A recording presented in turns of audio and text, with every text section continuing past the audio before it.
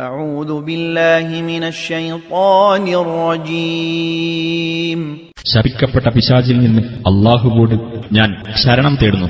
الله يتوفى الأنفس حين موتها والتي لم تمت في منامها فيمسك التي قضى عليها الموت ويرسل الأخرى إلى أجل مسمى إن في ذلك لآيات لقوم يتفكرون.